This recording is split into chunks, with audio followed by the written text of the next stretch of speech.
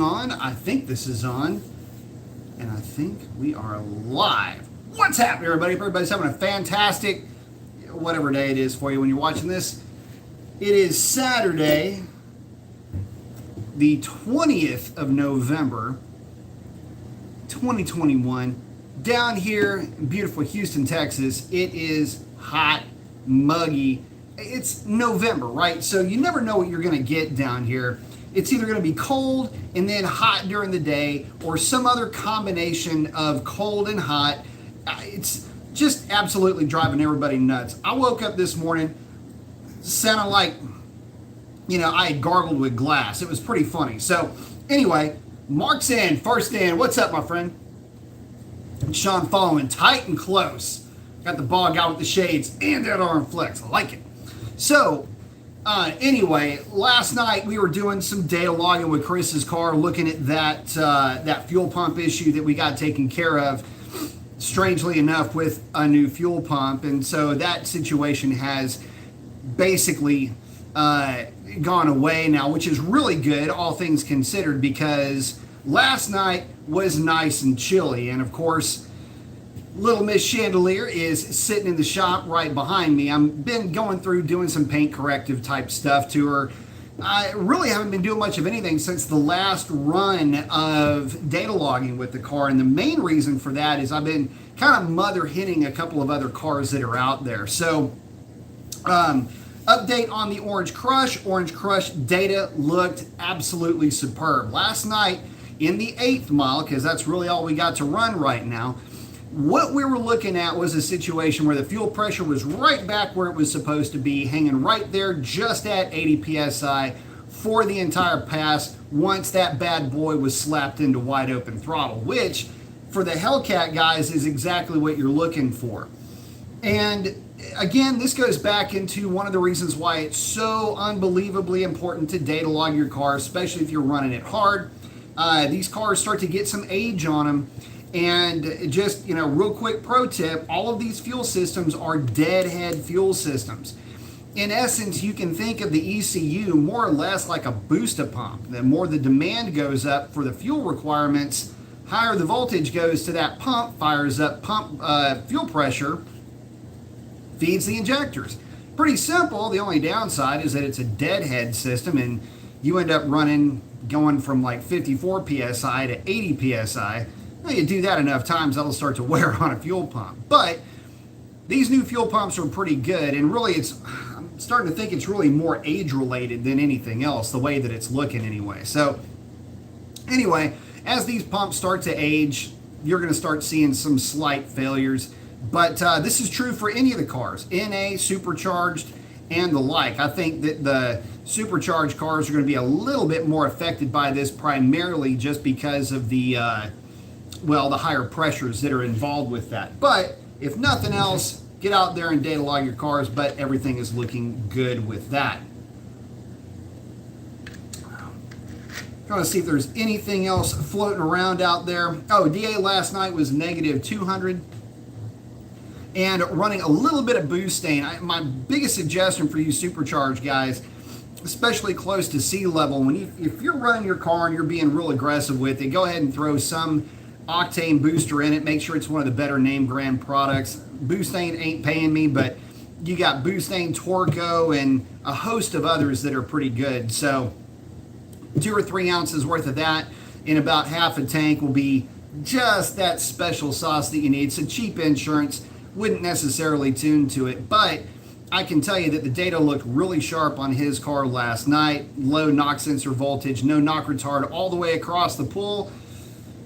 Couldn't ask for better. So at any rate, at least there's that to report as well. These low density altitudes play havoc on these things. NA guys, I wouldn't worry too much about it. You guys are probably going to be pretty safe. So let me check in with everybody. Boosted Hemi is in. Got that arm flex. I like it. Eric saying, good evening, Professor B. Flexing up. Randy saying, hey, brother, checking in from Middle Tennessee. What's up, Middle Tennessee? Love me some Tennessee. Always been showing a really good time whenever I've been to Tennessee. In fact, coming up in about 2 years will be the 20th, I guess you could say, anniversary of me setting one of my first ever national records with a Viper. So, and that was in Tennessee, as a matter of fact.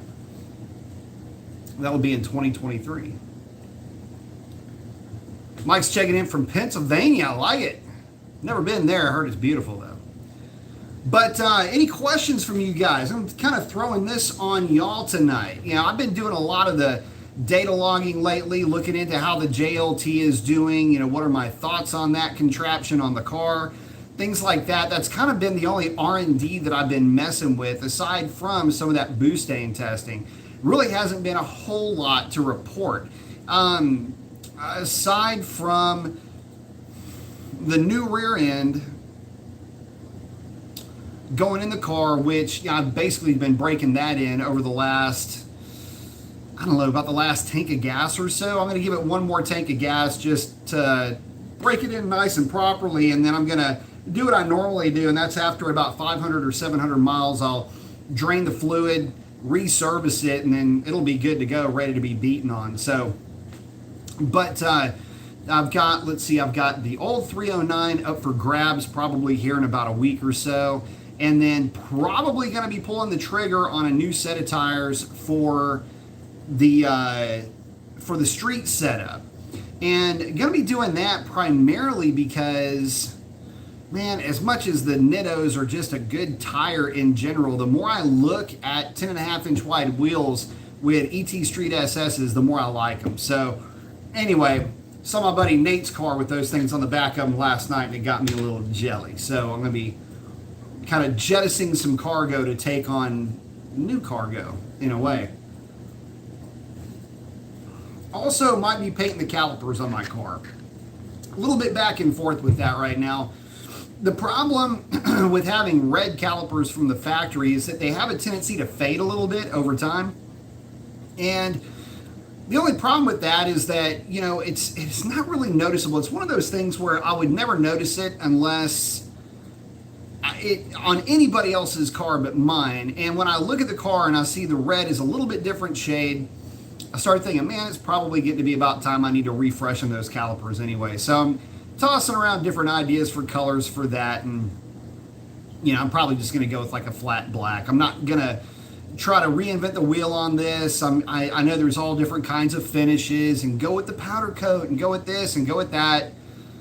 Ain't going to happen. I'm just going to mask the things off, hit them with some flat black high temp, and that's going to be about it for these things. I know that's not necessarily the sexiest option that's out there, but the reality is that it's gonna just be a matter of time before enough rock chips, because the problem also too is you get rock chips and again the fading of the paint, little scratches here and there, and you end up with a situation where it's something that you look at, it's an eyesore only to the person that's looking at it that the car belongs to. So that's really the main reason why I'm going to be doing that. So, I'll get in there, pull the wheels off, pull the calipers off, pull the rotor off, and then probably remount the caliper on the spindle there, and turn the wheel over. Like I say, mask everything off really well, and just prep it, high temp primer, hit it with some flat black. And that's a wrap. I'm probably not even going to liven it. I'm not going to put livery stickers or anything like that on it. I'm just going to make it a color, and that will be a wrap. Oh, Mike's saying it has some nice places for sure. I'm in A57 going to do the 6.4 intake swap, port the heads, very nice. So many cam choices. I want to go max effort, say 125 shot. Whose would you recommend? I recommend one of mine, obviously. So the Joker cam through Dr. Differential in Speed Shop is a really good cam, I think, for what you're looking for. It's not over the top, and if you check out the Joker cam on the YouTubes, I think there's a video of that thing in his dad's car. Anyway, it sounds really good, and a lot of the guys over in his neck of the woods like him, and it would work really well with that 6.4 intake. Obviously, you're going to need a window switch for that thing, so the click over number is going to be somewhere between 4,700 and 5,200, give or take. I would, if it were me, I would probably rack that thing over at about $5 grand on your window switch. Just call it good. So anyway, top tip from me. Let's see. But that's the cam I'd go with. Just call the guys over there, say, hey, B Mason sent you, that you want one of his Joker grinds, and they'll know exactly what to get you. It's a full kit. You get the cam, the springs, the push rods, and the lifters, the whole shooting match, as they say. And you will need the whole kit too. Don't try to get by with cheap springs or cheap push rods. It's one of the things with the Hemis. A lot of guys will try to go real aggressive with a cam, but they won't go real aggressive with the springs. You don't get a good result, or you go cheap on the push rods or leave stock push rods in there with heavy springs. Not a good idea, because you're dealing with a car with big old heavy valves and a valve train geometry that's, well, let's just call it creative and be polite. How about that? Randy's saying, hate to do this. Elon did an interview and mentioned that the new car will do 1.9 seconds 0 to 60 without the added performance option. The added performance option is just a tchotchke. You don't really need something like that. The reality is that the Plaid S, the Plaid Turbo rather, Plaid S, when I'm thinking, I got Porsche stuck in my head for a specific reason here, but the Plaid will accelerate, and is programmed, by the way, to accelerate at the coefficient of friction that the tires that it comes with will allow. So it's one of the reasons why a lot of guys just haven't had a lot of success with stickier tires, is just because what is programmed into the speed controller, in essence, in the Plaid, is based around the maximum coefficient of friction of those stock tires. So really, the way to get around that is to modify through torque management the allowable torque and how it feeds that in. So if you've got an option for that, then be able to make the thing launch, and it really wouldn't matter. So, but yeah, I get it. It's actually kind of a cool thing in a way. Dad's Garage, thank you very much. Appreciate the contribution to the cause. Give everybody a good heads up, saying good evening all. I appreciate that, bud.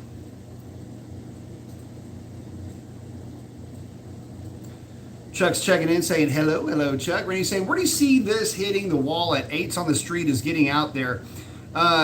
Would it take for Dodge to be the boss in EV? You're looking at 870s right now. That's just the reality. And don't let anybody fool you. There's guys that are out there kind of behind the scenes. There's some skunk work stuff with the Plaids right now that had started actually a while back with the Model S, where they're removing and bypassing torque modifiers and torque limiters for those cars. And you may be seeing some mid to, well, let's just call it mid 8-second with no real modification other than just some tickling of the ivories, so to speak. Plaids running around out there. And they'll do that on just regular drag radials. One of the bigger issues with that, so you don't want to cook the speed controller. It's all heat related with those cars. But it's not that difficult to work around, and you can make changes through certain means with the Plaid and get more power out of them. So, well, let me rephrase that. It's not more power out of the system. It's more available power at launch and through like the 330 to 660 range in the quarter mile.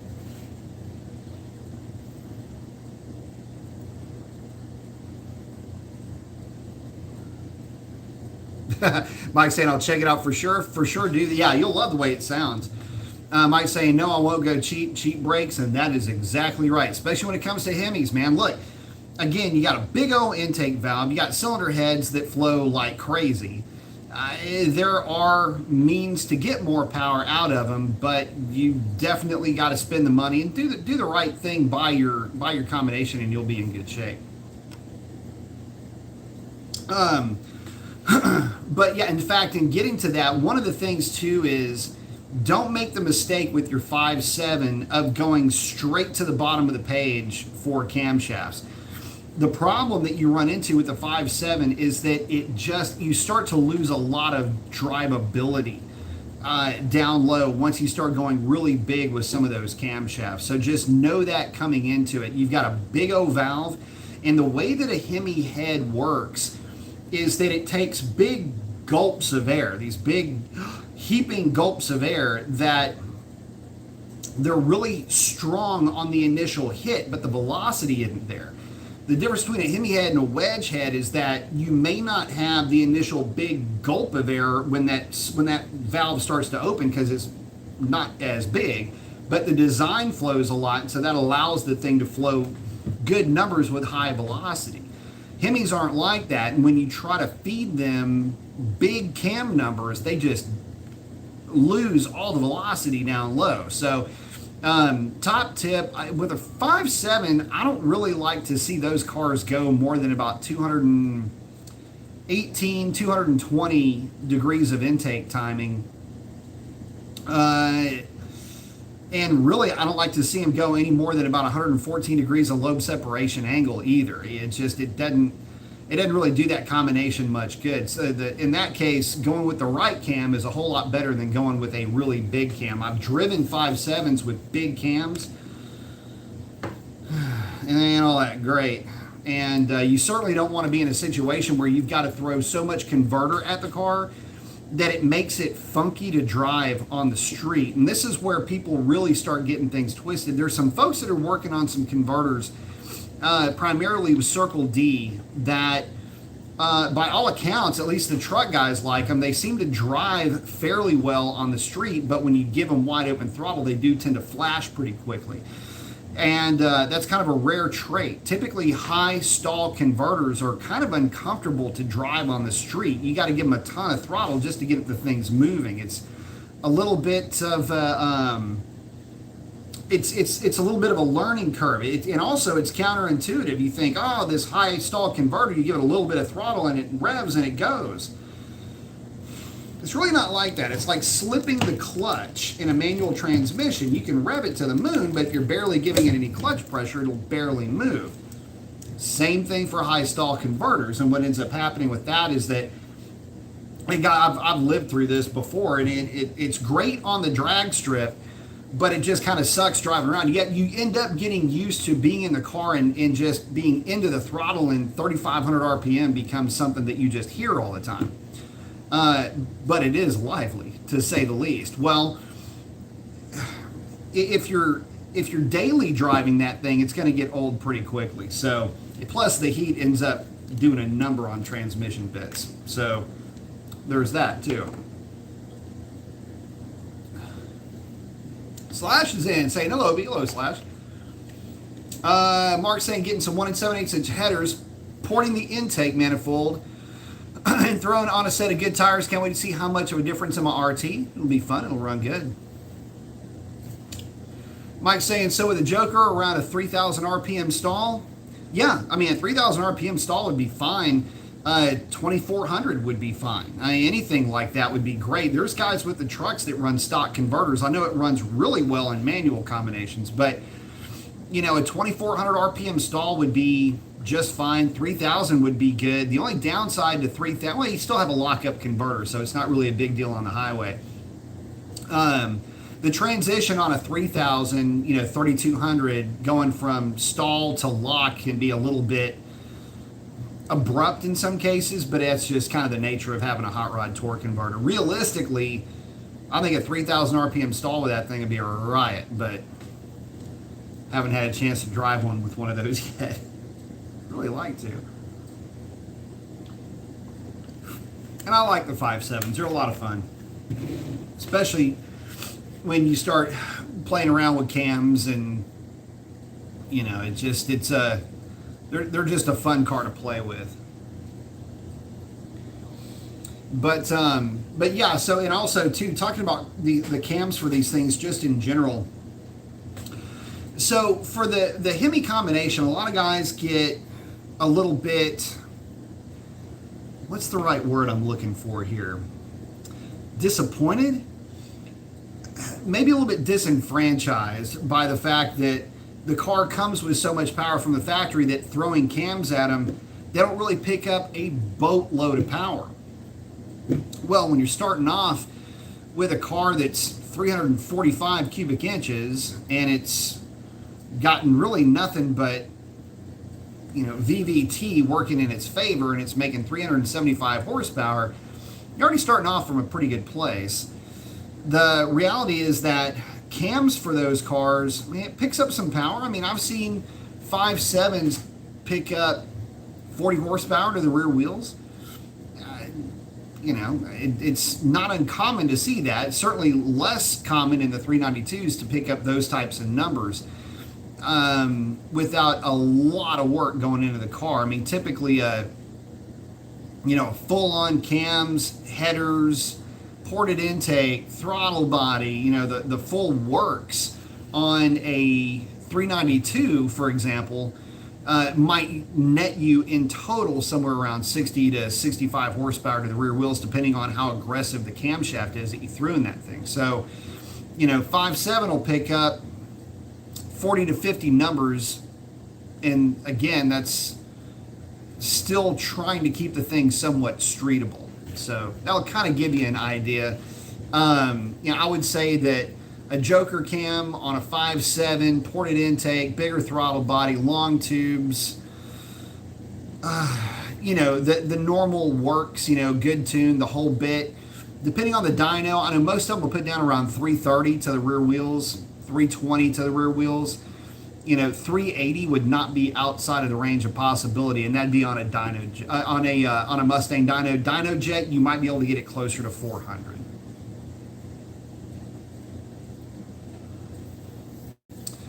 Mike saying, end goal is a stroker, but one step at a time. Absolutely. And that cam would be fun. It would be a lot more mild than a stroker combination, but it still wouldn't be a bad cam even with that.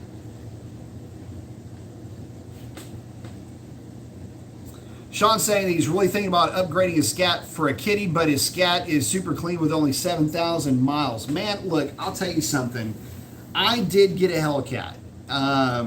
And going from a 392 to a Hellcat, man, I'm not going to lie. There are times when I miss having a Hellcat, but I miss having an NA combination, the 392. But I don't miss it enough to trade the Hellcat in on one. The Hellcat is a funny combination because from the factory, you got to remember one thing. From the factory, the Hellcat without a 309 gear, because I don't think you can even option one with a 309 gear. But the Hellcat, you know what? Let's do that. Let's do a build your own real quick. And let's take a look. Somebody had told me that they had changed that. And I don't know that that is 100% accurate. Is it accurate? Let's find out. I do know, by the way, guys, that you may be able to get, hang on. Let me see something here. I know this, I'm literally just on the Build It page. High-speed engine controller for your Super Stock is available at no charge. But let's do this. Let's go back and let's build our Challenger. Because I want to see something here. Somebody had told me that the kitties could now be optioned with a 309 gear and or with a rear seat delete. Is that true? I'm not seeing it. Well, you can get one with the rear seat delete. It's called the 1320 Plus group. Fun fact, I was the first person to get a commercially available rear seat delete. Yay. So under powertrain, negative. You still have to go with the red eye if you want to get a 309 gear in your Hellcat derivative. So one of the things about the Hellcat that's funny is that it comes with a 262 gear, where all of the performance variants of the supercharged contraption come with a 309. So the Red Eye 309, the Demon, of course, 309, as an option. Super Stock comes standard with a 309, just like the Demon. What gives? The Hellcat with a 262 gear, unless you are really into the throttle, and there's a transition with the throttle where you kind of get into the throttle kind of quickly, but not to wide open throttle. Basically, you're just shutting the bypass on the supercharger. That's where the Hellcat really will start. You go, wow, that's a little bit different. But the thrust of it isn't quite much different than what you're used to with the 392 power car. It just doesn't stick around for as long. But the big difference with that is that the torque hit is still significantly more, and it just fries tires on the street. You put one on a good street type drag radial, or if you're going like ET Street Rs, or if you've kind of snuck some DBRs on the street, they will hook. The thing is that you guys know I used to snipe after Hellcats on the street with my SRT. So there,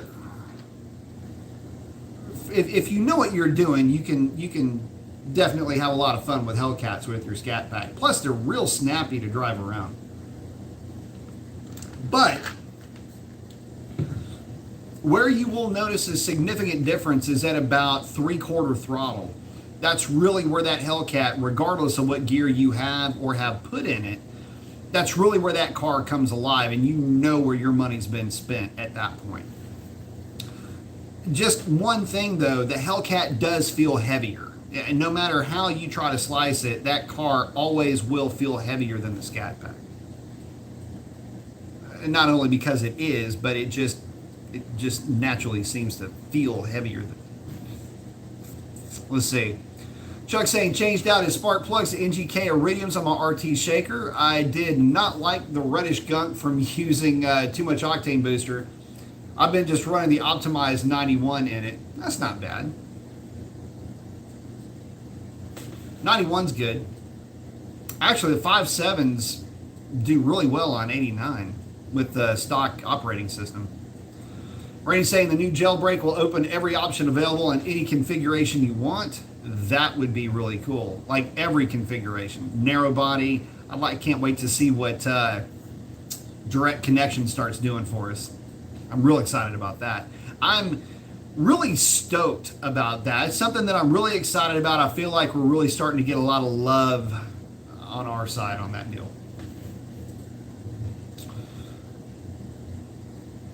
Chuck saying his build sheet said his RT Plus shaker came with 390 gear with the Tremec. That is correct if you have a manual transmission car. In fact, the early manual transmission cars, the Signature series with the 20-inch wheel had 390 gears, and the 18-inch wheels, the 18-inch wheel variants had 370 gears. Kind of a bit of a trivia for you. But yeah, the 6-speed manual cars all have 390 gears.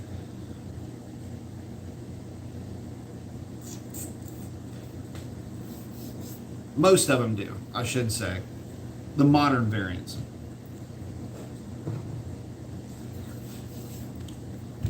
But the Hellcat is a negative for the gear. Let's look at something real quick in our build our own.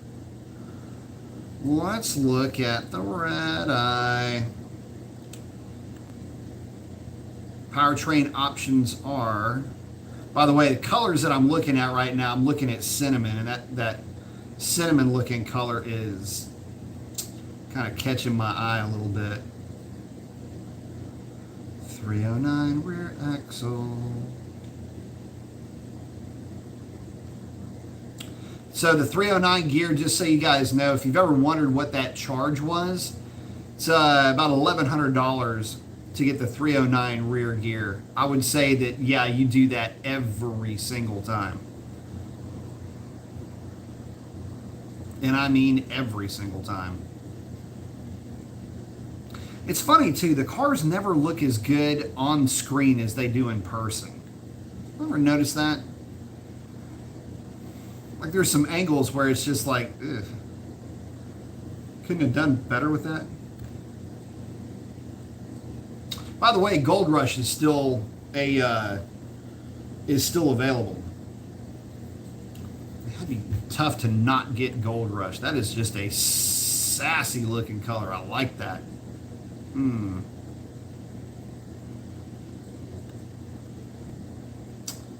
We can dream, can't we? Anyway, I've been going through and kind of putting some of these things together, seeing what all is out there in the world. And it's fun, looking at, well, what would it really cost if I put one of these things together? Thing is that I'm not planning on getting rid of my Hellcat. I just really like that car. And we've been able to do a lot of really cool stuff with Chandelier previously, aka Revlon.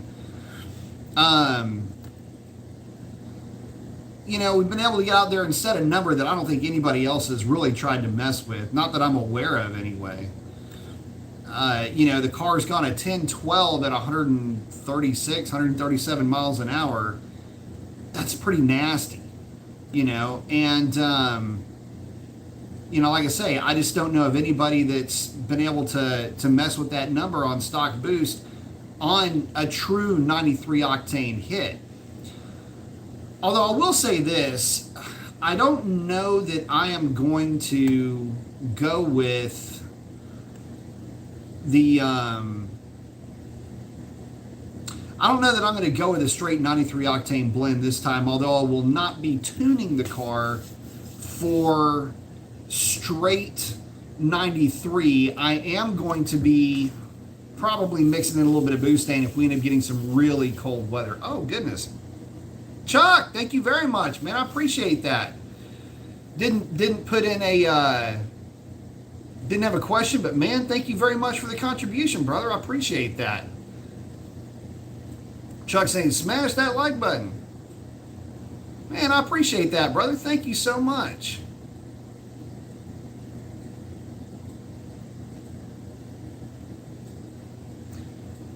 Man, I don't know what to say, brother. Thank you so much, man. I truly do appreciate that.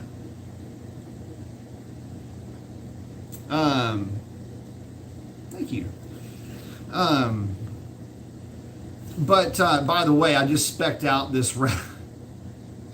This stuff is so expensive. Just spec'd out a red eye, like the one that I would get, just because it's me. I'd have to go this route, man. I know y'all think I'm nuts, but I would. This would be the one that I would do. It would have to be Gold Rush. It just would absolutely have to be Gold Rush. Obviously, the wheels would end up getting swapped out for something else. Gunmetal gray calipers, and $83,426. Jesus Christ. So, but that would be with a 309 gear, Alcantara. Got to have my red seat belts, because without my red seat belts, I just lose my mind. And with the black satin setup, that whole Gold Rush package. So I think I would just have to go with that. What is this thing doing? But I just could never see myself getting rid of the car that I have now. I really like that car a lot, and I don't know. It would take, plus, I mean, the second that I got that car, it'd be out of warranty, because, I mean, the computer would be coming right out of it. The car wouldn't even be done. The tick, tick, tick, tick wouldn't even be finished on that car, and I'd already have the computer out of it. So There's definitely that. Yeah, Chuck's saying smash the like button. Yeah, hit the like button, guys, if you can. If you like what you're watching anyway. Or if you don't like it, hit like anyway.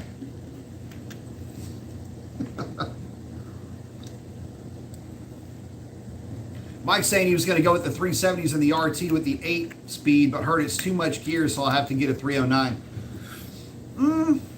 I don't know. That what you heard is subjective. You got to remember, there's a lot of cars running around with 370 gears. I mean, the 370 gear really isn't all that bad. It'll put you at about 2,400, 2,500 cruising down the highway. And you got to remember that the trucks they're optional with the 3.92 gear set. So, in fact, I had 392s in my old truck. And, man, I really liked it. Now, granted, the truck was kind of tuned a little bit, but, it had some transmission tuning going on for it. But I really liked that setup. And it certainly wasn't, the 70s certainly weren't too much in that truck.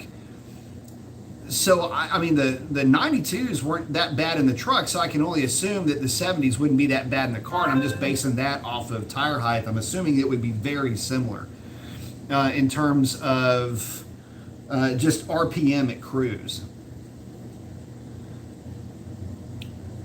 Madera's checking in saying, hey, y'all, what's up, man? Mike's saying, so a lot of people told me if my blower motor went out, the resistor is soon to follow.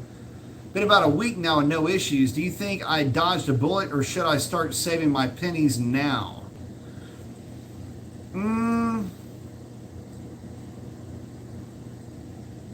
Always keep a war chest for stuff like that.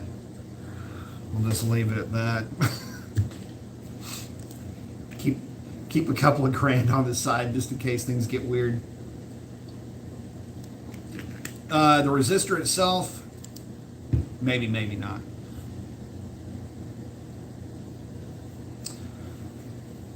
And again, Chuck, thank you very much, buddy. I appreciate it. Clay saying, hey, B, I missed the time in Chrysler's history where they had turbocharged 4-cylinder front-wheel drive cars, fuel-efficient cars. It's a shame Chrysler doesn't have anything like that anymore. It's kind of, and he's saying it's kind of a bummer. Man, look, here's the cool thing about Dodge back in that era. It wasn't just in that era. I mean, Dodge kept this going for a while. Really, the crescendo of all of that was the SRT4. By the way, still to this day, one of my favorite cars of all time, just because of what it was. It's a little 4-cylinder turbo car with no mufflers and stage kits that would drag that thing up to 300 horsepower, and a car that you and a couple of buddies could stand in a parking lot and play catch with the thing. They were just nuts how fast they were. And at a VOI event, God, this is going back again a lot of years, but at a VOI event, Dodge gave us some SRT4s to play with on a closed course, and I just fell in love with the car. And being competitive as I am and as other guys are, I mean, it was a initially kind of a 3-way battle royale for fastest lap. It was myself and 2 other guys, and it whittled it down to myself and this other gentleman from Australia. And he and I were going at it for off and on for the better part of an entire day. And that was a lot of fun. He ended up edging me out, but not by much, and it was a lot of fun. We ended up 1 and 2 out of a field of about 40 people, so. But love those cars. But yeah, the thing is that Dodge was way ahead of their time, kind of in an alternate universe way of thinking about things. I mean, had things gone the way that it looked like they were going to go at that time, you would have absolutely had a lot of front-wheel drive pony cars, if you will. You can think of cars like the Probe GT, which was going to be the new Mustang. Mustang came eerily close to being a front-wheel drive Mazda And I had a Probe GT. The thing was a lot of fun to drive. It was a fast car, 5-speed car, but it was front-wheel drive. And, you know, the thing ran great. But the thing about it is that that was going to be your new Mustang. And, you know, luckily that didn't how things ended up. There was a lot of backlash from enthusiasts wanting front-engine rear drive. But that's how close we came to having this all front-wheel drive revival, and that coupled with the gray imports and the DSMs, the Eagle Talons, and the Conquest would have been, you know, kind of in that mix, but they were all 4-cylinder turbos. So that was going to be the lay of the land. And by the way, another fun fact, when you start looking at the technology, all the technology that made those 4-cylinders so efficient bled into the V8s. It's the 4 cylinders and the extremely detailed engine mapping and all of the work that went into those 4 cylinders as an economy car to try to get even more power out of these little economy engines that bled into the V8s that made the V8s even that much more efficient, and basically breathed a breath of fresh air. Well, breathed life back into the V8. You know, back then, you know, the era that you're talking about, the GLH, the Daytona, the, you know, leading into what would end up being the SRT4, but that was kind of more of a,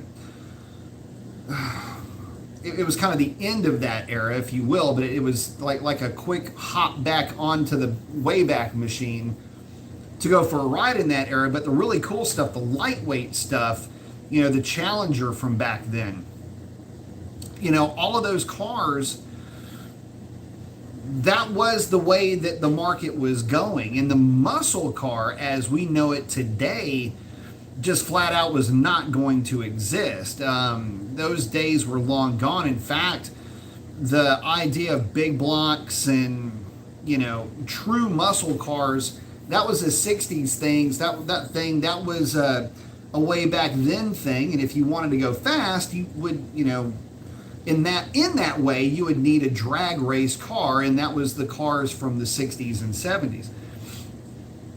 And the 80s were going to be a completely different way of doing business. Well, again, as it turns out, all that technology more or less resurrected the V8. And, you know, now you had V8s that were starting to get the fuel economy and the reliability, obviously, but the power and the fuel economy to go with it that people needed and that the market was going to allow to take place. Even though some of those engines weren't powerhouses, so to speak. I'm looking at you, 305 throttle body injected, 175 horse engine. You know, granted, they didn't make a whole lot more power than their 4-cylinder counterparts, but they made a boatload more torque, and that's really, you know, really what a lot of the guys that were clamoring about that being a problem, that's what they were looking for, was that torque. So,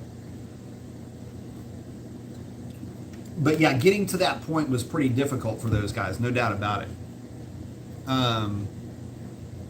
But once they got there, again, that's what kept that V8 alive. That's kind of went way deep in that one. Oh, Chuck is saying, contributing your channel is worth it, B. Thank you, man. I'm becoming a more potent muscle car driver learning from you. Well, thank you, brother. I appreciate that. Natalie's saying no. Thanks, honey. I don't know what the question was, but okay. Clay's saying, and I'll add the comment that I said earlier, it's a shame that Chrysler did not continue that tradition to all the way like they did back into the 80s.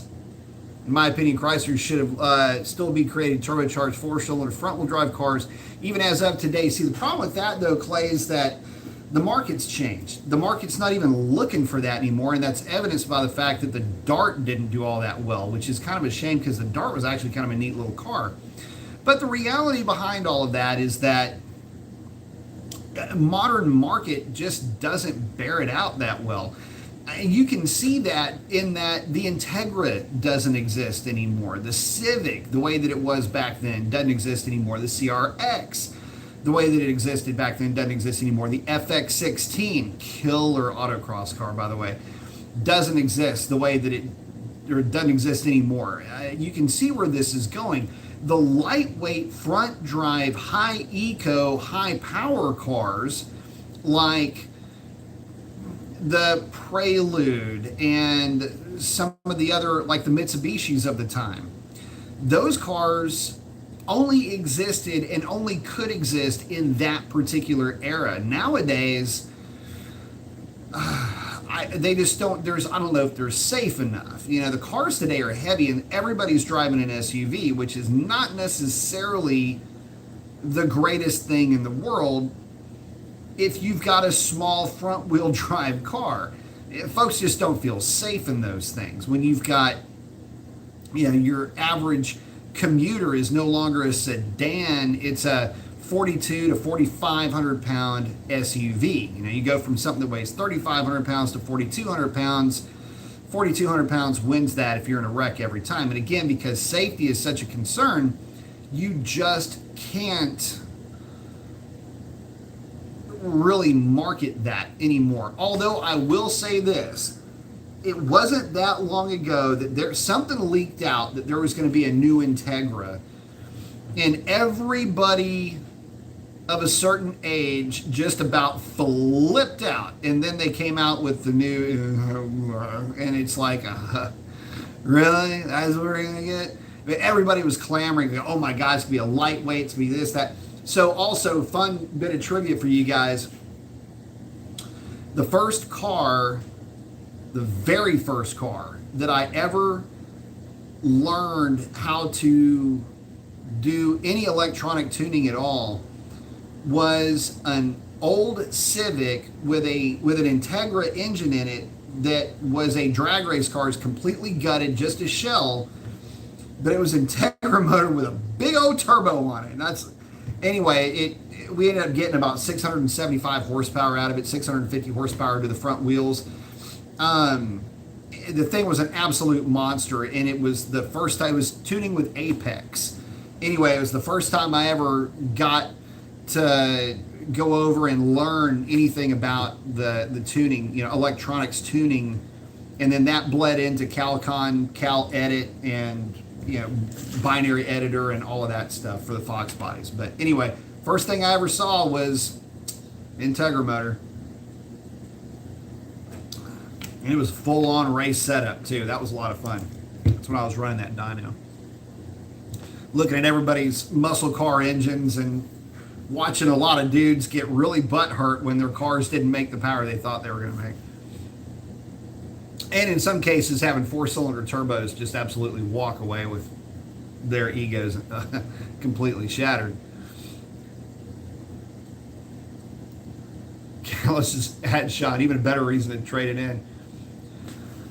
But Air's asking, are old school V8s harder to live because you need to fill them up with 100 octane gas? No, actually, that's not 100% accurate. The old school, true old school V8s, the ones that were designed to run on what would have been maybe considered high test gasoline back in the day, now require some lead alternative additive to the fuel. Most of them would run today on 93 octane gasoline with no real issues. The combustion chamber design, the compression ratios and all of that are nothing really any different than what you would see today. But again, the main issue is going to be valve seats, and that's the bigger issue, is that you can end up tearing up valve seats without the lead additive. You need to have hardened valve seats in those older engines. So, you know, if they're from the era of unleaded gasoline, then they'll already have hardened seats in them, and that won't be a big issue. Oh, Mike's saying that his Ram's got the 392s, but he's got 35s on it. Natalie's saying no more cars. Yeah, that's the... Oh. I think I know what the little lady was talking about. No, sweetie, I'm not buying another car. I'm only looking and doing the build your own so I can keep up with the current options, because I have to be educated and learned. But the gold, you have to admit, does look good. Sean saying catalyst, just factory OEM parts. That's all you need. Randy saying that he's seen one Gold Rush with the black shaker hood. Unless you see it in person, you cannot imagine how bright and bold that gold is. Absolutely beautiful. Yeah, I've seen one, and I was just going, oh man, that's a good looking car. It really pops. It's got a real good 70s flavor to it that I like. Oh, Callis is hanging out with Sean. So you should be able to get about 40 grand in trade. It depends on the shape of the car. Low mileage though. Oh, Clay's asking, what about a front drive Challenger or Charger today? It's not in the cards, man. I mean, there's nothing. I mean, you just would not be able to put that name on that car in today's marketplace with the Mustang and with the Camaro in existence. I mean, the car would not gain any wouldn't gain any traction, pardon the pun, but really well placed, although unintentional. So here's the thing, that setup, if you think about it, would play well if it were twisted around a little bit and it were some kind of an all-wheel drive, ultra high technology hybrid thing, which would kind of walk in lockstep with Dodge's being ahead of the curve with market demands and things like that. That's one of Dodge's calling cards. Say what you will about Dodge, but it's always been in a unique position in the marketplace and typically ahead of the curve in that marketplace. So that's about what it would have to be. But Dodge has gone completely different in their entire idea of what they wanted to make, and that's going back to 2008 with the LX platform, or actually even before that. They were going to bring back the actual muscle, and a lot of that had to do with the fact that, I mean, look at what Mustang was doing at the time. You know, 3 years prior, Mustang was an old school design that was just modernized. Well, Dodge followed suit, and they did a better job. They did a fantastic job at bringing old school flavor back. That whole resurgence is why we are here to begin with. To be honest with you, without that movement, I don't know where Dodge would be.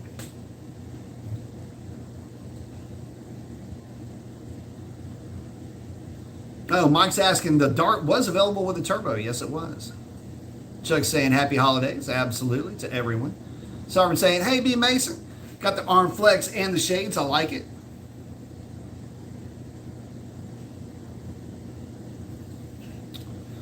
Madeire's asking, how much time is left before the Hemi tick sets in on his dad's 392 Ram? You know, if it's got 60,000 on it, there's no real good way to tell. That there's some will, with the exhaust tick, some will kick in earlier than others. I will say this, so you want to talk about the Hemi tick. One of the things that's been going around is, you know, why is the Hemi tick? We're talking about the lifter tick now. Why the Hemi tick? What's causing the Hemi tick? What's the deal with that? One of the thoughts on that was that oil pressure was just too low at idle, and that the older trucks with the oil pump that they had, the oil pressure at idle, and you guys, you know, remind me or refresh my memory, if you've got like a 2014, when the truck's warmed up, what's the oil pressure at when you're idling in that thing? Here's the reason why I ask. My 392, if memory serves me correctly, would idle at about 28 PSI and would cruise at about 45 to 52 PSI, which sounded about right to me at the time. I mean, it makes sense. It's going to idle at about just under 30, and, you know, 50, 55, 60 PSI, it doesn't really matter at that point. That's a lot of PSI.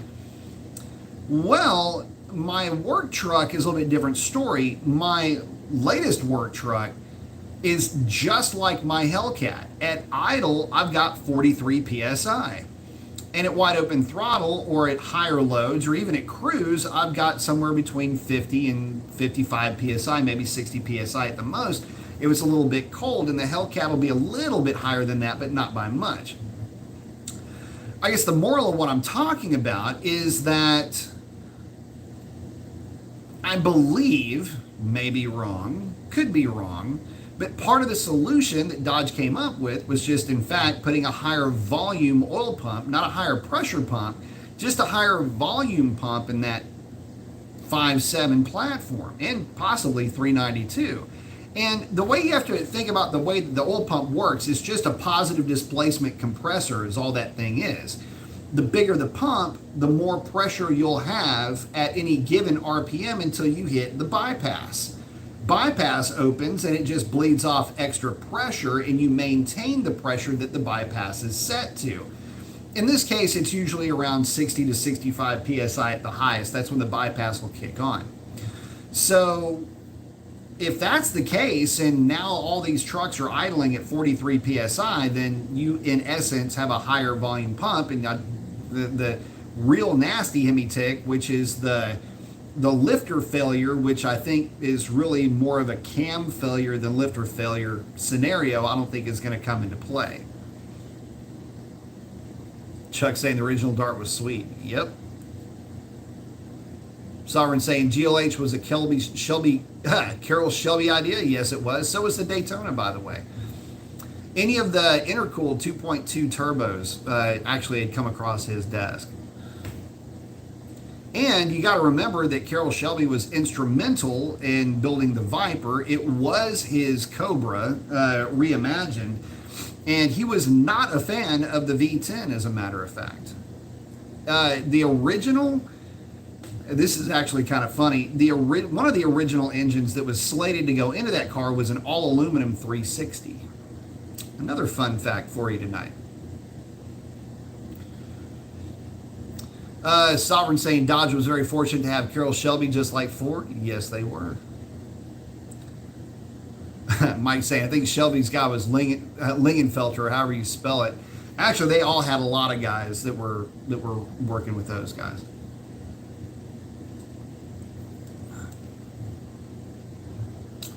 BB's asking, saying his 6.1 Challenger has a 93 octane tune, want to drive to Oklahoma to see family on road trips, and you get octane boosters since Oklahoma only has 91. 93 octane, that tune will run on 91. If you want to put a little bit of insurance in it, just grab you a can of Boostane and you'll be good. About 4 to 5 ounces per full tank of gas will cover any octane needs that you may have. Sovereign said if only Chevrolet would have let Shelby have an engine and work with them. Here's the funny thing, another fun fact about Shelby, is that when he was looking to build the Cobra, he had originally gone to Chevrolet. Chevrolet passed on the idea. He went to Ford. Ford jumped on the idea, and that's where all of that kind of came to. So his first stop was Chevrolet, and they turned him down. Mike saying no Gold Rush. I don't know. I like Gold Rush. I like anything. If you're going to have something like that, it might as well be a little bit outlandish. Let's see. Brandingo, cool name, saying, do you think it's worth tuning a stock 392 on Echo Ocho Cinco with FIC 650 injectors? Is it worth it over 91 octane? That answer, I'll say, is yes. How much would it bring you just being tuned on 91? The thing is that if you're just tuning the car on 91, don't go do it for horsepower reasons. You're not going to get too far with it. If the car drops 400 horsepower on 91 octane on the stock tune, you may walk away at 415. Now, don't let that number fool you, because that'll be 15 horsepower literally across the board. And that's true for 91 or 93 octane. So don't get too worked up over the octane number. The difference between that and E85 is that E85, you're going to pick up some torque down low. The car, in my experience, stock cam, or otherwise for that matter, they just don't pick up on the big end, whether it's fuel displacing air. What the hell just flew in my eyeballs? Whether it's the fuel displacing air on the big end, which is my theory as to why they don't do as well with the E85 up top.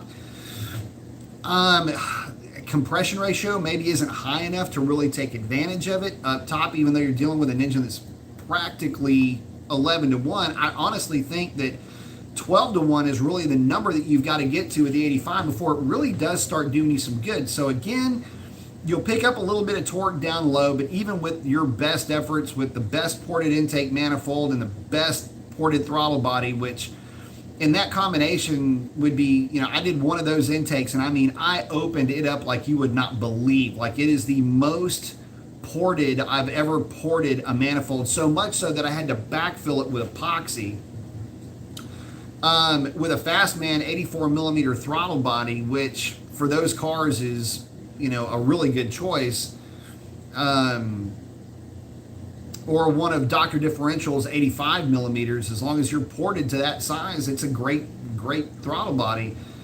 To try to drag power and to try to get airflow up there on the higher RPM ranges. And it just didn't really play that well. I mean, there were some numbers up there. Oh, here's the other funny thing. So you think, oh, I've got all this more octanes, I can go all these more timing numbers. Dude. So the car that I'm thinking about is actually Quick Brick. It's his 392 car that had one of my cams in it. Basically full bolt-on cars, nasty on the drag strip, 4,600 pound car going 1120s and 1130s in good air, and would damn near pull the front tires off the ground. 157, 150, like 150, 60 foots out of this thing. So no joke, and a heavy car to boot, and it was still covering those kind of numbers. That's NA, and that's with E85. The funny thing is I had that car on the dyno, and it was one of those nights we had done some work to the car, and I had the car on the dyno, and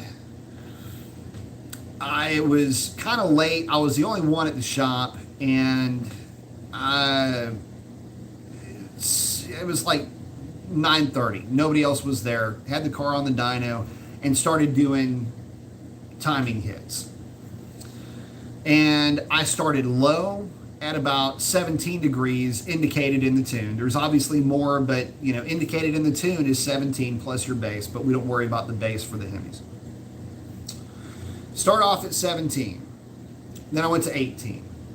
Then I went to 19. Then I went to 20. Then I went to 21. Then I went to 22. And every time I did this, I would make a hit, collect data, look at everything, make sure everything's cool, and I would let the car cool down to the exact temperature. I would just get it, I would make the hits right at 170 degrees, or 170, and I would cool them, I'd cool the car down to 150 degrees before I'd fire it back up. When the dash said 170, click, sample, boom, wide open throttle. I mean, I was hitting it as tight as I could on temperature. And that car was absolutely, positively not affected by timing. Anything above 18 degrees of timing, the car just did not really respond to it.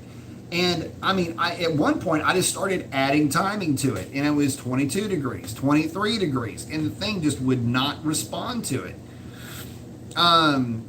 I even shortened the duration of the hit. I had dropped it down to like instead of a 3,000 RPM hit, I'd start the hit at 4,000 RPM.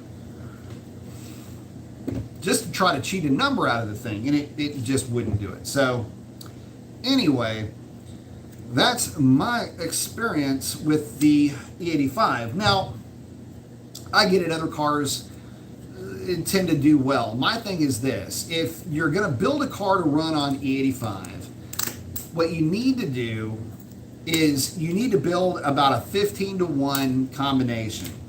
12 to 1, you know, a hot 93 octane tune will get you just as far in that scenario as an E85 tune will. If you're up around 15 to 1, that's really where the E85 starts to play. Obviously boosted, there's a completely different set of rules for boosted cars, but for NA, like I say, it's real difficult to capture numbers with the Hemis on the E85. And if you got a 5.7, it's even tougher because the compression ratio is lower. So, again, it's not a timing thing because, man, I went looking for power. In fact, I actually ended up pushing the car over the edge in terms of just timing. It was non-responsive, and then the car started losing power. So I didn't run out of octane. I literally, just from a mechanical, chemical, combustion, flame front propagation, the whole bit, I just even put it into a situation where the car was overtimed and the car lost power in it. They don't usually recover from that. Every once in a while, you'll find one where it'll kind of creep back up a little bit, but it'll more or less get to kind of what we call slack water. In other words, it will drop power and then it'll maybe come up just a little bit. But at that point, you've overtimed it, and it isn't going to go well, for fuel quality and sensitivity. But when you have E85, a lot of times you can literally overtime the car, drag the timing back to where it does well, and just leave it there.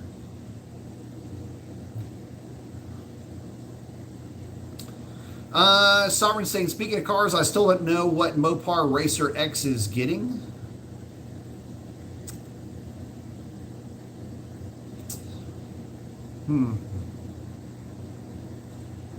I do. Sovereign saying that Gold Rush with the silver rims, that's my jam. It looks good, dude, I'm telling you. Cinnamon Stick is a cool color too, but I prefer Tourette or Octane, a subject in itself. I like Cinnamon Stick just because it just looks, it's just a different cool looking color. Sovereign saying Charger and Challenger will always be known as muscle, not a wimpy four-banger transport. So here's the thing. One of the things that would have been coming one way or another is that you would have seen the DSM, which would be your laser type cars, all the Conquest, all that would have ended up bleeding into what would have been the Challenger and the Charger, the Daytona-ish cars at the time. They would have gone all-wheel drive, and you can think like rally style, quattro style, all-wheel drive type setups, or front-wheel drive rally type setups. So if for you guys that don't know, the shop is very close to Velocito, and it is a very nice night. There will be some guys going out to make some data logging hits, I'm sure. And so you will hear that going by from time to time, and that's what's going on with that. But anyway, that's you can see the writing on the wall with that. The Lancia type cars, again, the Quattros, things of that nature.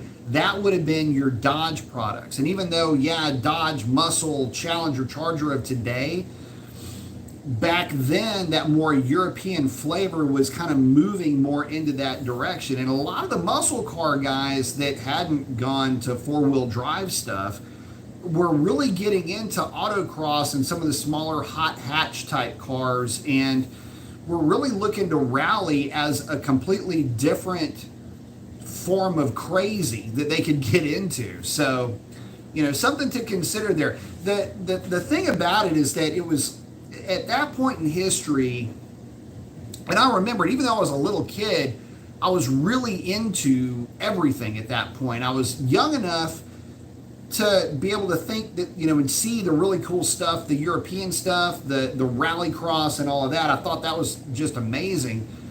Anything desert related, Baja, all of that I thought was really cool. But I was also still in an era where drag racing was still a big deal, and you had a lot of guys, the gasser type stuff and everything else was still kind of around. Muscle cars were kind of, they were at that stage where they were just a used car at that point, but they all had a certain personality, and to me, those cars, had their own, they had their own life that if you had a Roadrunner, that's who you were. You were defined by this machine that you chose to, be your avatar and to represent you out in the world as you're going around town. So that's, where my love of cars really came from, was the fact that that was your outer projection of yourself out in the world. Sovereign saying idle's the problem for sure. Rip saying, hey D, what's up, Rip?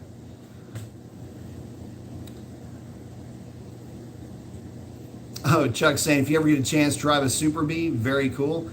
Yeah, man, dude, I'm telling you, there are some really cool old school cars that are out there. All of them are actually really cool in their own way, to be honest. But Darren's saying his dad owns a 2500. Good truck. Should be good with that, by the way, the tick thing. Not sure of that, though. Check on that. If the oil pressure is low like that, I'd maybe start looking to replace that thing. Sovereign's checking in with Rift. Let's see.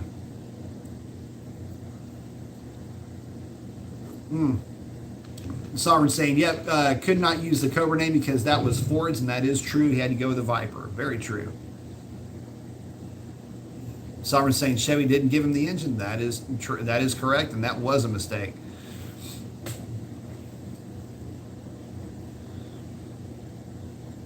Bandera saying Dodge had help from the Italians at Lamborghini to make the Hemi V10.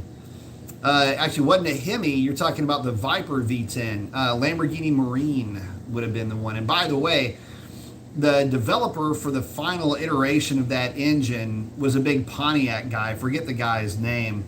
But if you've ever seen a Pontiac 383, there's not a whole lot of difference between the V10 and a 383 Pontiac. It's funny, it's also the V10 wasn't that far removed from like an LA engine either. There's a lot of similarities with the V10, and the V10, by the way, is about as simple of an engine as you can get. There's nothing complicated about that engine until later variants that had the variable cam.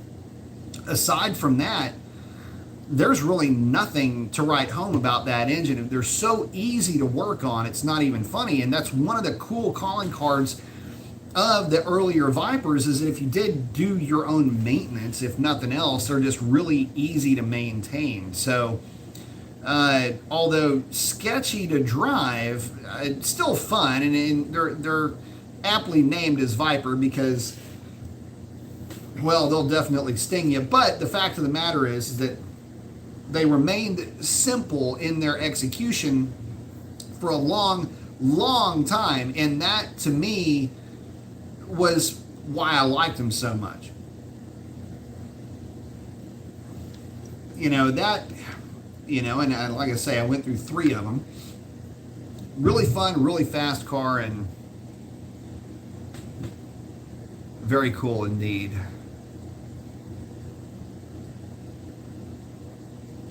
Sovereign saying, it's funny how Dodge now has a French/Italian heritage now from the acquisition. Yeah, I mean, they're basically a tour of Western Europe at this point. Brandingo saying, thank you for your response. One more question. Is a Hellcat lower airbox worth adding? I have a wide body, so I don't have the snorkel setup. Should I even waste my time? I wouldn't really worry too much about it. I mean, it's a cool setup, but I tell you what, you've got a wide body Challenger. Yeah, go ahead and do it. It's only $100. Get the snorkel. It'll take you less time to unbox the whole contraption than it will to actually do the swap. There's nothing to it, and is it worth it? Yeah, I mean, you do get a cooler air charge. The snorkel itself, don't get it twisted, it's not there to ram air anything. It does not do that. What it does, though, is it introduces cold air into the box itself. In fact, is mine in here? No, it's up in the loft. So the way that whole system works is that hole, it's about this big around at the box, but it's really only about that big around at the light. The hole was there to reduce a pressure drop with the supercharged cars. Without it, there actually is an issue with pressure at the box itself above and below the filter unit, the filter media. It's one of the reasons why the stock filter has those reinforcing ribs on it. I mean, it's getting tugged on pretty good, even though they flow a lot. Anyway, that's why that thing was put in there, but it's primarily there to just cool the available air once you're underway. And it's a way to cool the intake charge without having a whole lot of really engineering and there's not a lot to it, and it works extremely well in that respect. So yeah, I mean, I would still add it. If you've got a Challenger, it's a simple install. It's nothing to it. If you've got a and that cap just literally pops right out on both sides, really. But that cap just pops right out. All Challengers are set up to run that box, by the way. There's not one that's not, of the 15 and up cars.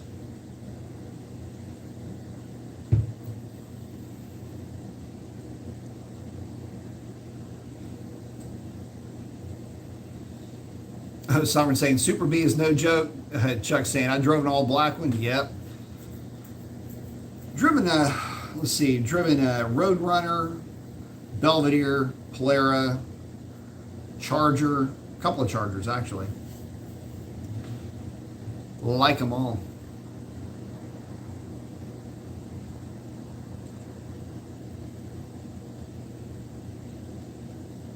Oh, Clay's, yeah, the Fairmont Futura turbos. Would have been a rare car. Sovereign saying nice. Oh, yeah, Sovereign Clay, yeah, Sovereign saying look up the Sprint RT. By the way, no kidding, there was a Sprint at the 8th mile track. I didn't get to see what it ran, but it looked good. But cool car nonetheless. My little 600 would get it, but the Sprints were quicker.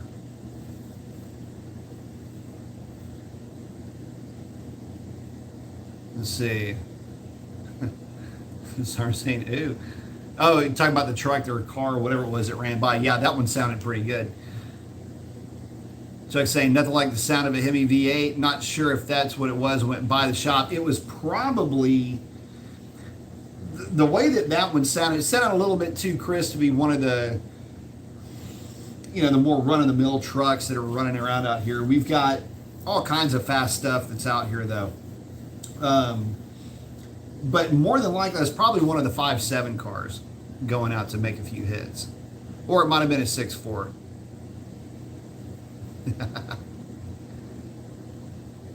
Oh, Sovereign saying, oh, you mean like cars like Kim Block would drive? Yeah, pretty much.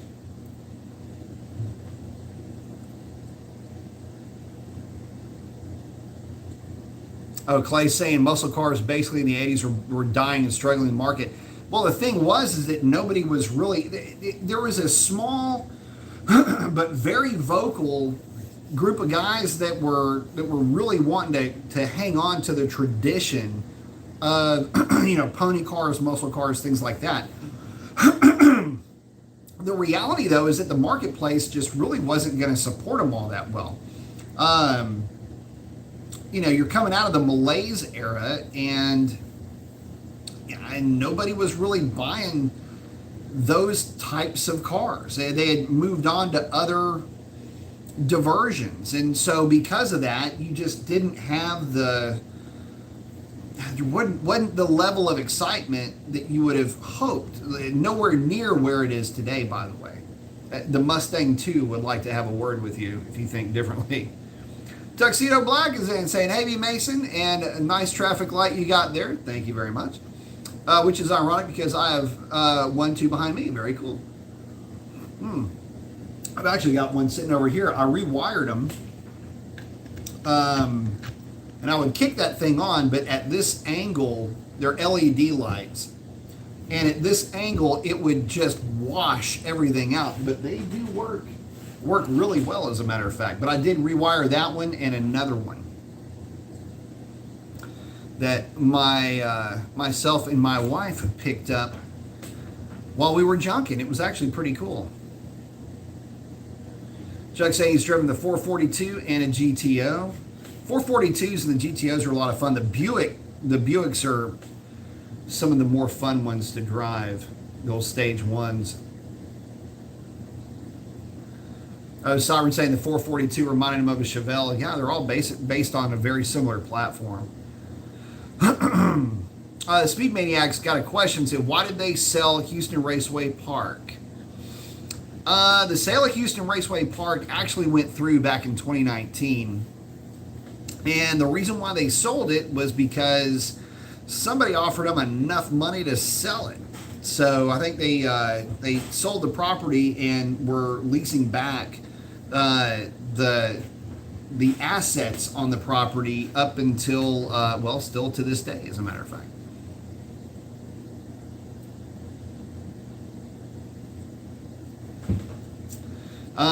Chuck saying, Clay, the Viper is a nasty beast. Yeah, it is. Madera saying the truck V10 was not the same as the Viper V10, was it? No, not at all.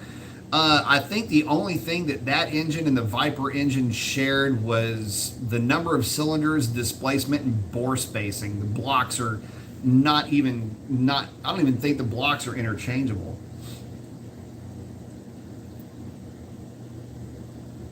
Oh, Sovereign's hanging out with Clay saying, yeah, the Viper is designed to capture the craze of the AC 427 Cobra. For sure, that was one of the trucks that just went by. Let's see, Sovereign's hanging out with Madeira. Sovereign's saying, ooh, Mustang 2. I know, right? These things are gross. A lot of people think they were based off the Pinto. They actually weren't based off the Pinto, but they may as well have been. However, I will say that the Cobra 2, good looking car. I just like that outlandish styling, you know, the big snake on the hood, you know, the big mud flap things on the side. Thing is, you could actually put one together that would be sick to death, you know, today. And it just, but, you know, there for a while, you have to remember every era of cars goes through a period of time where that era of cars is disposable. The most recent ones you may think about are SN95 Mustangs, New Edge Mustangs, 4th gen Camaros, 5th gen Camaros are starting to get into that range a little bit. Gen 2, Gen 3 Vipers, Gen 4 Vipers for that matter. You know, all of those cars are looked upon and they're just like, yeah, neat for their time, but they just can't compete by today's standards. Well, the funny thing is that at some point in time, the nostalgia factor kicks in. And the nostalgia value is actually greater than the value of the car itself. And that's when you run into things like obnoxiously priced GNXs or Grand Nationals or Formula 350s or Gen 3 Camaros or, you know, the latest OBS Chevy, OBS Fords. There's a point in time where all of those vehicles were, and I kid you not, disposable items. Like if they broke one more time, you would literally take them to the scrap yard and get rid of them as scrap. Well, now those things are really escalating in value, and it's tough to argue that they're disposable anymore. You know, just take a look at where Fox body prices have gone. But anyway, you get the idea. It's like one person's junk is another person's nostalgia.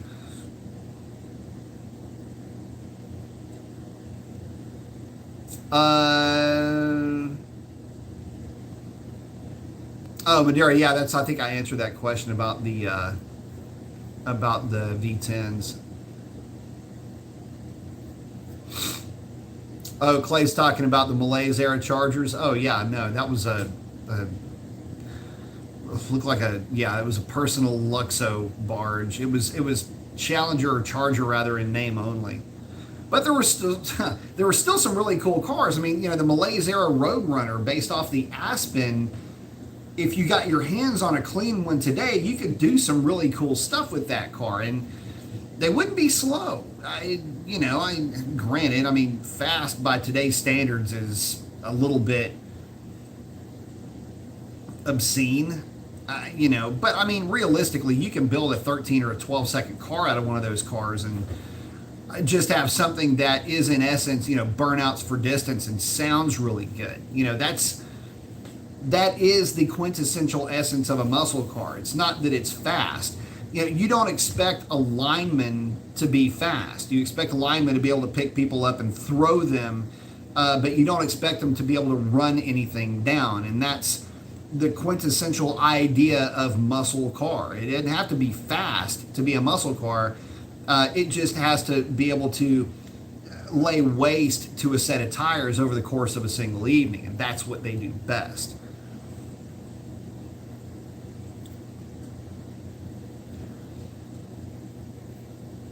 Oh, Clay's going through the options for the Roadrunner for sure. Speed Maniac said that leaves us with HMP, where a lot of riffraff and nothing really close for a quarter mile. I heard a rumor about another track that's supposed to be built close. Bro, there's a lot of rumors going around. I was just at HMP. I mean, Friday nights are fun. I enjoy 8th Mile, and I enjoy the energy and some of the craziness that goes on at that track. The only time I don't like that track is when we run into problems like we ran into Friday night, where track prep is just real difficult good track prep is just so difficult to come by. And it is what it is. DA was negative 300, negative 400 last night. It was chilly. A lot of things were working against the idea of good, solid track prep. Add into that a lot of street tires, and which, by the way, just destroy a drag strip. And you're left with a situation where, what do you expect? But, and when the track's not hooking, it makes everything else not that great. But I will tell you that they have a pretty good burger. Their chili fries are very difficult to mess with. And it's kind of a convenient track to go to for a lot of folks. And it's, if you're a spectator, a lot of fun to go to also, because you can see the entire race unfold right in front of you, especially if you're up on the hill. So I tell you what, I've been having a ball going to the place just as a spectator. So being a pit crew guy hadn't been too bad lately. In fact, it's worked out pretty good if you ask me. But I get what you're saying. I completely understand what you're talking about.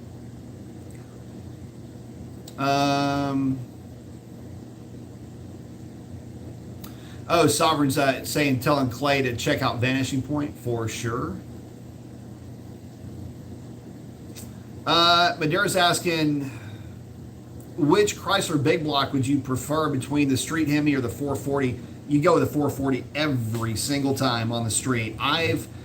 You got to remember, guys, I've dynoed and I've driven the Hemi cars, and none of them did very well. They didn't do as well as you would hope, and they don't drive as well as you would think either. And these are not cars that were clapped out old. It's a Hemi, but it's only a Hemi because they take the thing to the car show and there's nothing. No, these were legit. I think 2 of them were the modern re-release of the 426. Another 2 of them, I know for a fact, were original Hemi blocks that were machined. All 4 of them, though, had stock-ish camshafts, stock cylinder heads, aside from a valve job, hardened valve seats. Typical 2 4-barrel setup.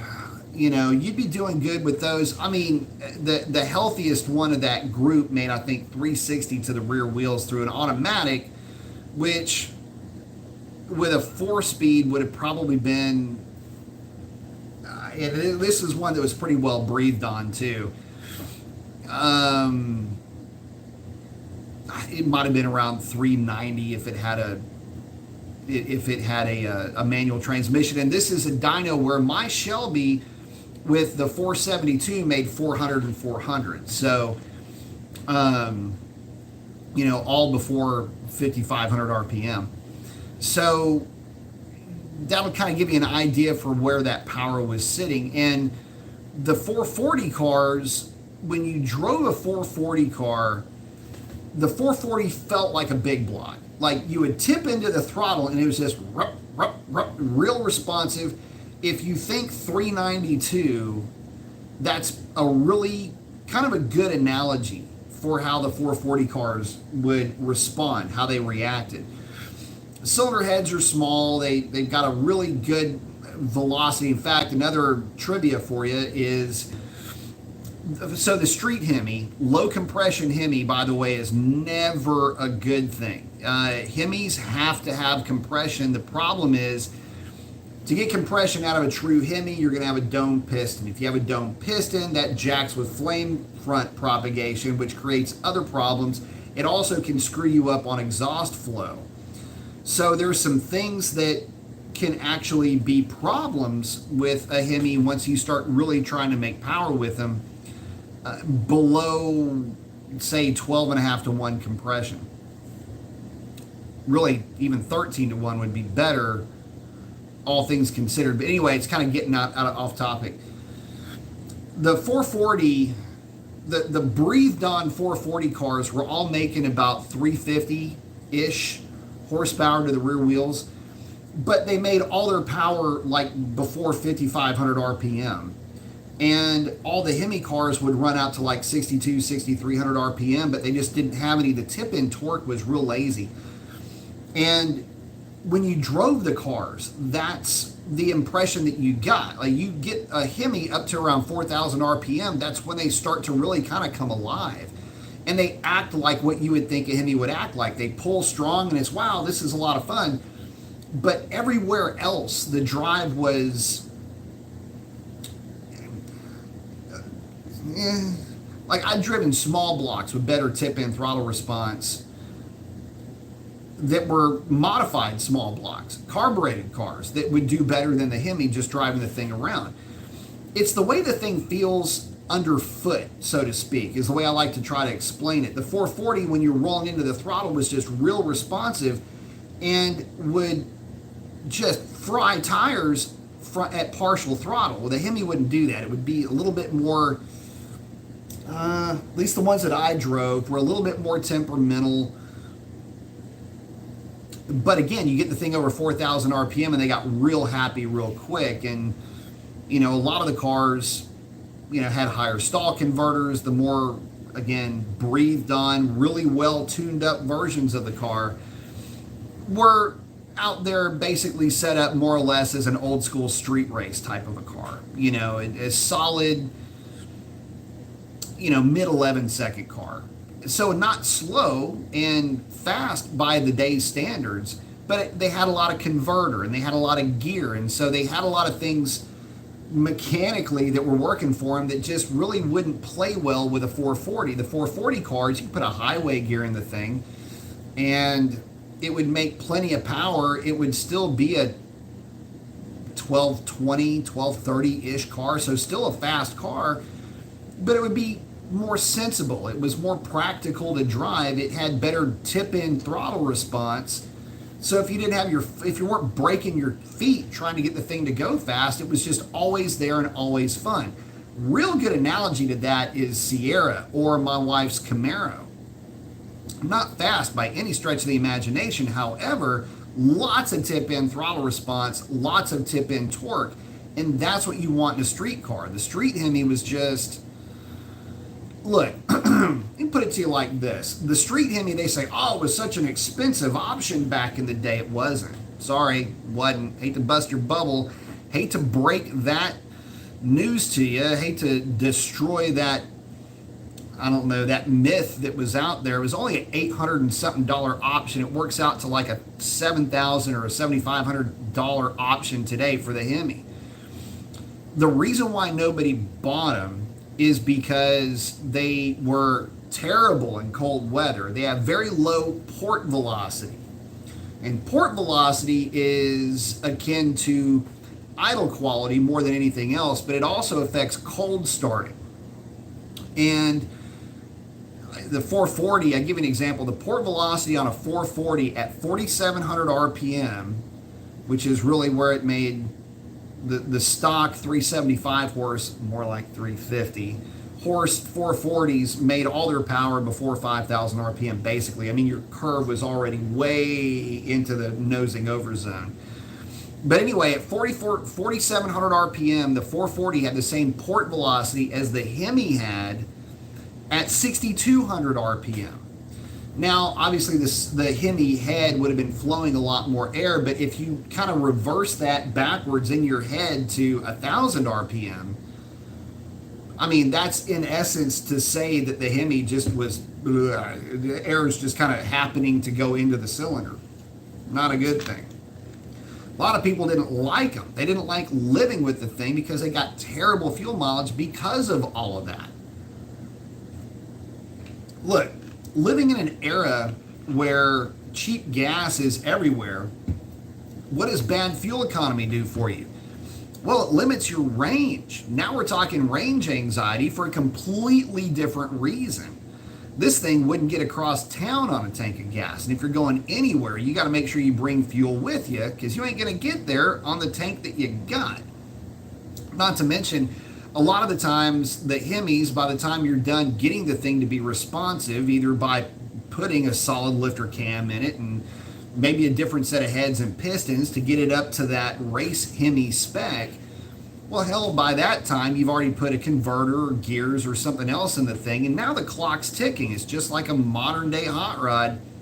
You get to a certain point with it, you've raced it enough, you get sick of it, and you sell it. So anyway, people didn't really warm up to it because it didn't warm up to them. It just was not a fun car. Plus, not for nothing, but unless you're on a drag strip or roll racing, 440 would basically slap that Hemi around like a little kid. So there's that. There's a lot of guys that go, oh, you're full of shit. You don't know what you're talking about. Dude, look, whatever. I've had these things on the dyno. I've dynoed them. I've driven them. Talked to the owners. Got spec sheets on all these things. I know what they did, man. It's not, this is, I'm not telling, for the guys that are in the know, they're all just going, yep, lived it, yep. And for the guys that don't and live in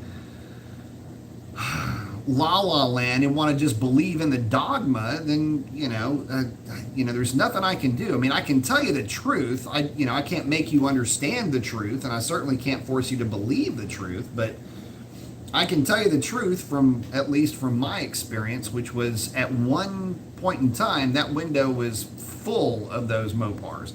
There's a group of guys that would come to the dyno for dyno days with them. So, and not just those, GTOs,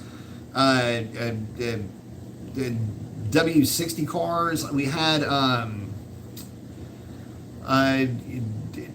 stage 1 Buick, a couple of Trans Ams from the 73, 74 era. By the way, two of my favoriteest cars ever. All kinds of stuff. I mean, you name it. When you're running a dyno, and you're the guy dynoing everything and helping to strap these things down, dude, it's just another car on a dyno at some point. I mean, yeah, you're excited about it, especially when you're young, because I think it's just been going on forever. Especially when you're young, because this is the stuff you've been into your whole life. These are the cars that you grew up idolizing, and again, the avatar of that car is what you've been really into. And it's always that car versus another car, forgetting the fact that there's a human element to all of this. But anyway, the long and short of it is that there's a lot to consider when you're talking about these cars. They all had their strengths. They all had their weaknesses. And, I just got through laying out all the Hemi's weaknesses. If you wanted the top end power, yeah, the Hemi was the one to get. It was the hardest to beat at the drag strip when it was prepared for racing. It's the fantail of that conversation. It's the second half of that conversation. When it was prepared for racing, that it was nasty and hard to beat. But it had to be modified to do it. The street Hemi was just a homologation engine, and that was it. The reason why they didn't come with a warranty, this is part of the mythos of the Hemi also. If you buy this car, you don't get it first. It was a 90-day warranty, and then they sold them with no warranties at all because people were out there racing them. Well, yeah, sort of. the problem is it's kind of hard to race a Hemi powered car if it's got a 335 gear and it's getting smoked by 440s with 308 gear. It just, you can kind of see how bad that would be. And by the way, all of the iconic Mopars that you're familiar with, at least the two that you're thinking of right now, which would be the black RT 68 Charger from Bullet or the 70 Challenger from Vanishing Point, both of those were 440 cars. Think about that for a minute. Hemis were available back then. Even when the movies could, and by the way, could absolutely have gotten their hands on Hemi, and it would have been the Hemi that would have been the top dog, right? Even the most iconic Mopars were all 440 cars, or at least the two that you're going to immediately think of when you think of iconic Mopars from the movies. Yeah, they were 440 powered.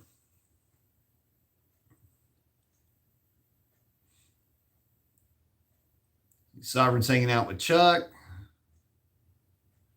Oh, Speed Maniac said H&P gets packed on Friday nights, and yes, track prep is never really good there.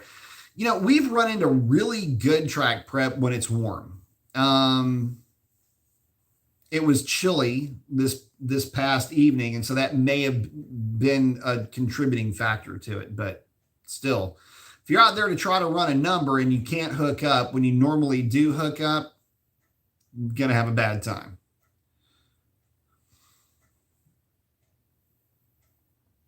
Oh, Clay's talking about the Mustang 2s. Yeah, they didn't get V8s until later. RM is talking about torque converter recommendation for a ProCharge 5.7 Charger currently running 11.9s with a 1.960 foot. You got to get that down, man. That's a good number, but you got to get that number down, especially with a ProCharge car. Can't get away with stock on that. I would say one of the Circle Ds that I think are coming in at 32 or 3,500 RPM would be the way to go with that. But you need to get the RPMs up on launch with that. And if you could, put a 370 gear in it at the same time. It will need some tuning to get around it and to make it work, but that's what I would suggest. Or that's also an either or thing. You can re-gear it or go with the torque converter if you haven't run 370s in it just yet. Oh, Clay's saying the only car in the 70s that GM retained its muscle was the TA. Well, so sorta. You still had some cars out there. You had the older Monte Carlo had a big block. You had and then you get into the 400 era. But no, you're right about the Trans Ams. Interestingly enough, fun fact, if you take one of the 73 or 74 Super Duty TAs and actually throw a set of pistons in it that gets you up around 10.5 to 1 compression, that car, by the way, was fast not only for its day, but for any part of the muscle car era. It was a 13-second car back when 13-second cars were considered supercars, and it was a 13-second car with 8.5 to 1 compression, because they came with pretty killer camshafts and cylinder heads. Bumping that compression ratio up would absolutely do a lot to get that thing to get around, and that's when you can literally take one and go from high 13s to mid 12s, basically like that.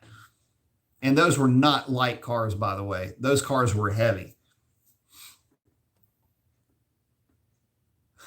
Sovereign saying that people seeing people unbadge SXTs.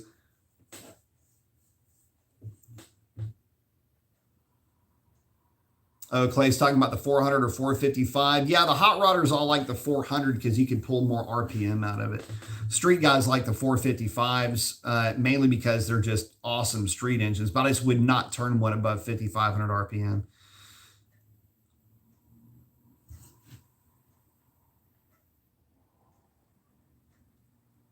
Oh, Chuck's saying stick to 5.7 and 6.4 NA, or obviously the 6.1 NA and 6.2 boosted, for sure.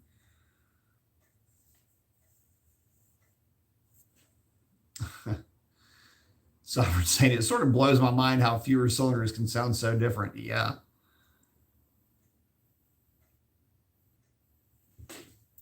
Clay's liking the 440. Let's see. Chuck's got a bounce. Good seeing you, brother.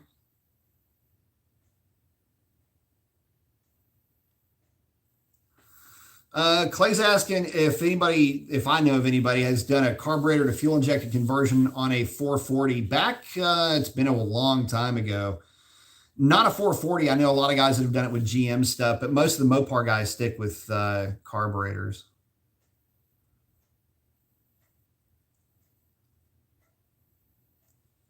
Chuck, have a good one, buddy. Be careful out there. Multiple Mopars. What's up, brother? But they're saying race engines are never great for the street unless it's the 16 GT. But then again, that V6 was detuned for racing. Huh?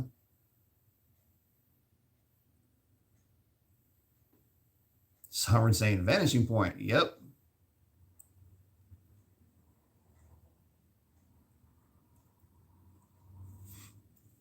Speed Maniac saying, how about those Holy Grail Chevys, DZ302 and the 409? Dude, DZ302 street-wise was,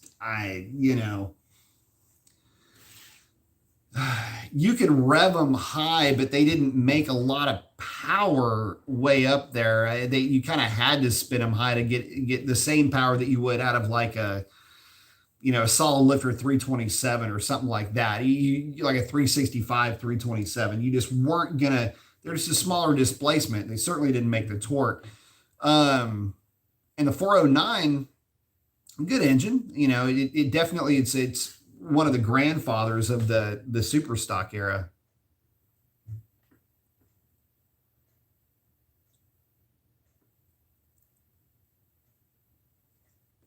Sovereign saying the 97 remake was a 426. Yep. Chuck, Dukes of Hazzard Charger. Yeah, all of those, I think they spanned every year of the Charger. Most of them, I think, were 69s, though. Really easy to tell because they had the bar in the middle. Let's see.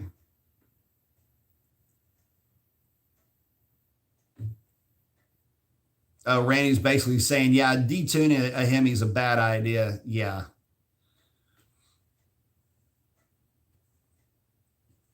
They're saying the Duke's cars all had 383s. Yeah, I mean, most of them,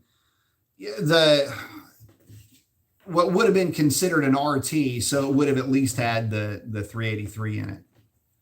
But the cars that they converted, a lot of those were small block cars.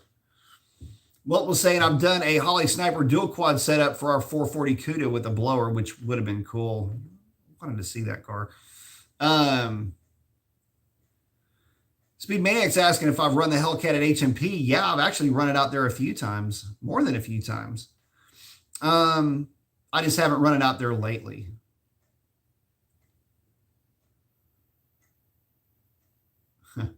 Clay's saying they killed about 300 Chargers during the filming of that show. Yeah, I'd say easily. But no, I've run the Hellcat out at HMP. God, I'd probably run that thing out there maybe a dozen times at the most. Maybe 10 times. Probably the more accurate number. With very, very mixed results.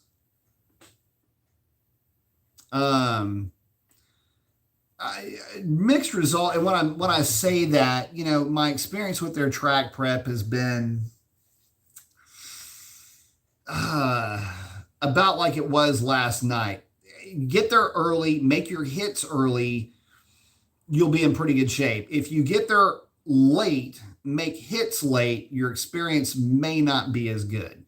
But when it's good, I will say this, it is a little bit Dr. Jekyll and Mr. Hyde. I will say that about that track, because it is either really, really good or it's really, really not good. Oh, Speed Maniac say he was able to click off 790 in the Scat. That's actually pretty good, especially with the prep that those things have, or that track has.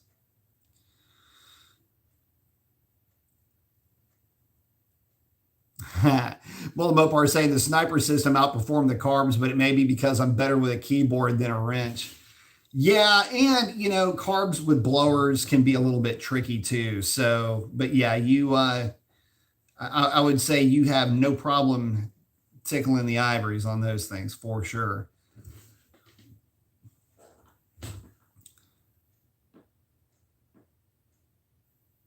But all right, guys, with that, I'm going to go ahead and start wrapping this up.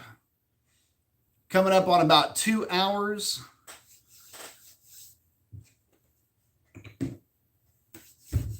So I got to go ahead and get this thing wrapping up. But with that, I want to thank each and every one of you guys for hanging out with me tonight. Could not do this without you.